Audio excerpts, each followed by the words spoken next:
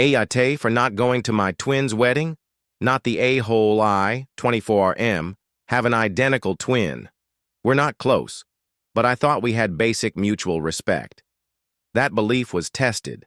I grew up in a traditional southern town and only began coming out in college.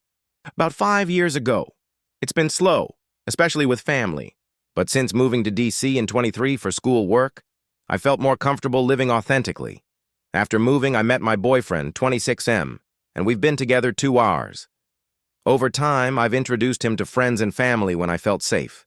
Cut to Nova. 24. I was home for the holidays and told my twin and his fiancée about my BF. They seemed happy for me. While staying with them, wedding details arose and they asked if I'd be bringing a date. I said yes, my BF. My twin had gone to bed, but his fiancée said, "While there are pros and cons, it's up to you if you want to bring him." That felt like a green light. My twin constantly deferred to her on decisions, so I didn't think I needed to double-check. Months passed. My BF and I had spent $1,300 on travel, flights, hotel, etc.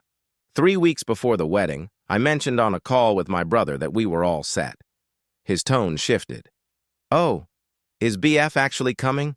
I reminded him of the convo with his fiancée. He said she never gave me permission and accused me of making it up, then said, "We can't allow your BF to come. We worry how Dad's side will react." I offered to call Dad on the spot. He dodged, saying he'd check with his fiancée, despite just saying it was his decision. An hour later, no change. I was still invited, alone, still expected to buy a groomsman match suiting, even though I wasn't in the party, and show up smiling. That's when I snapped. I asked, "If I didn't invite your fiancé to my wedding, would you still come?" He couldn't answer and ended the call after some harsh words. Trying to make things right, I came out to my dad, which I feared for years, to explain the situation. He was surprisingly indifferent and even said uninviting my BF was extreme. He offered to talk to extended family. I thought I was removing the main obstacle. Weeks later, my twin called again.